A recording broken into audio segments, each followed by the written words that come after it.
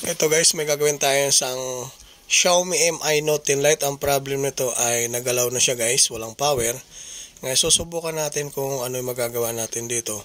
Kasi ginalaw niya sa ng iba. Nga lang, nireheat na to guys. Hindi lang tayo sigurado dito kung mapapagana pa natin. Pero susubukan lang natin kasi hindi pa naman niya binakbak. Although ang ginawa dito ay ininit-init lang. Ang gagawin natin dito ay babakbakin natin yung CPU dahil nireheat na nila. Ang gagawin natin, i-re-reball lang natin yung CPU kasi wala na talagang reading. Susubukan natin. Pero try muna natin tanggalin to mga mga nakaharang na frame kasi kailangan wala yung mga nasa gilid na to guys para mabilis natin mapasok ng init yung CPU. Kasi pag may nakaharang na ganito, mahihirapan tayo magbunot. Mahirap siyang tanggalin gawa ng yung init hindi nakakapasok sa loob. So pinaka-importante pa rin to na matanggal natin. Kaya gagrinder ang ginamit natin para mawala kaagad siya. Yung init kasi pag ganito parang nasasalo lang siya yung init. Hindi makakapasok sa loob. So pinaka-importante talaga siyang mawala para mabilis natin maipasok yung init ng hot air na ginagamit natin. Ayan na siya guys. Medyo brownish na yung ibabaw. Pero okay lang yan. Kailangan kasi dito guys na ma-reball yung ilalim. Kasi pag hindi natin na-reball, di rin useless din kung init-init lang. Kailangan, mas importante talaga ma-reball para magawan ulit ng panibagong mga paa. Ayan. Tatanggalin muna natin. Pinagalaw na daw to sa iba. Nga lang, hindi talaga magawa-gawa. Kaya tatry natin. Ang kagandahan dito guys ay medyo okay pa yung itsura niya. Sa tingin ko magagawa natin to kasi siya hindi puro init lang ginawa, hindi na binuhat. So importante kasi dito yung mabuhat natin para malaman natin kung magwo-work pa ba siya kasi pag hindi natin ni-reball, wala talaga yun. Mahirap paganahin yun guys. Yan, so subukan lang natin. Ayan, nabunot na natin. Kaya linis muna tayo. Pinaka-importante dito guys, ang gagawin ko dito ay isang pasada lang ng LED, hindi na tayo magdadagdag para mabilis natin mapakapit kasi medyo makunat yung board na to. Pag kinapala natin yung reball natin sa CPU, mahirap siyang pakapitin. Kaya isang lapag lang tayo ng LED. Isang pahid lang tapos lapag na tayo.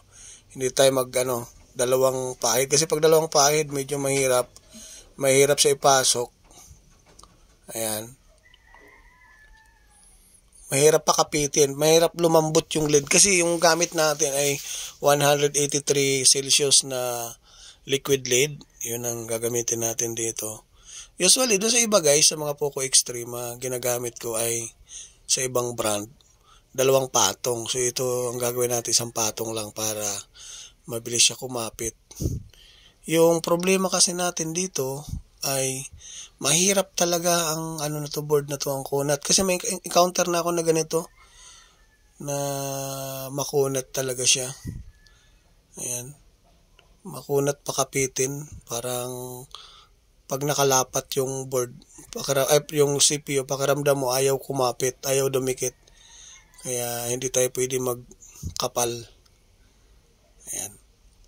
Subok lang natin to guys kasi wala talaga siyang power. Hindi nagre-reading, hindi nagcha-charge. Pag sinaksakan mo na charger, walang indicator na kahit 1 ampere, kahit anong amperahe, wala talaga siyang lumalabas.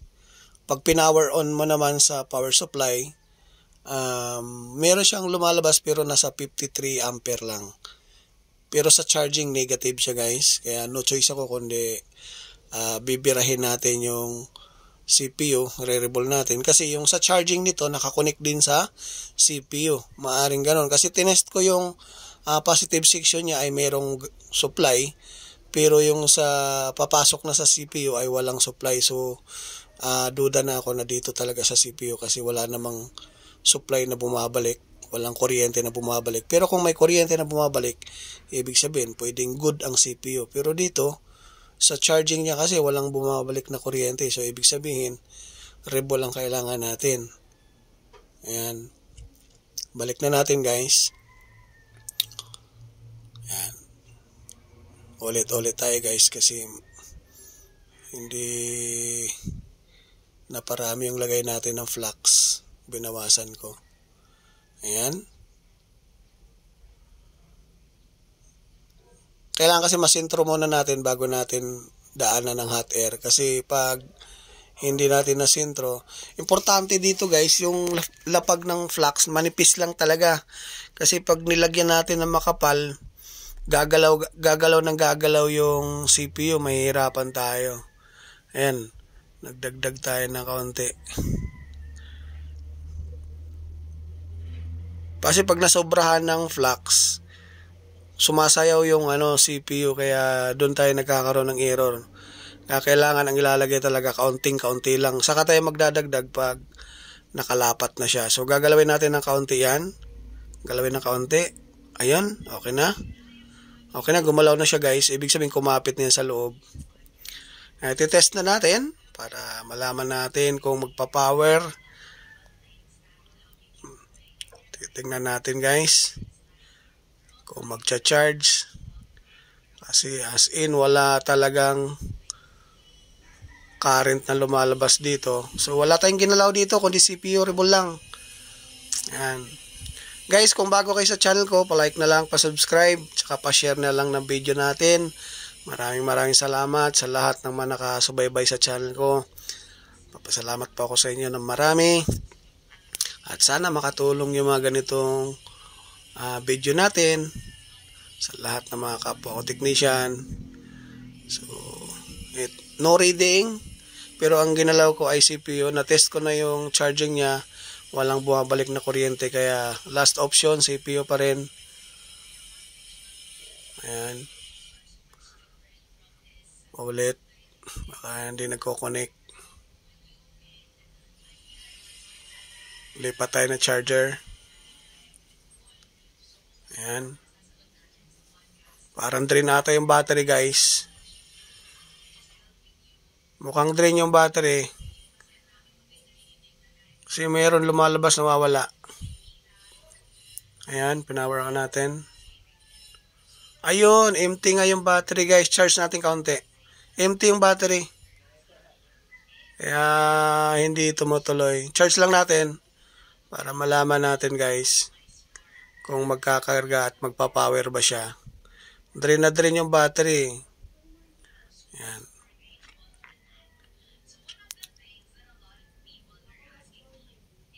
Ayan na guys.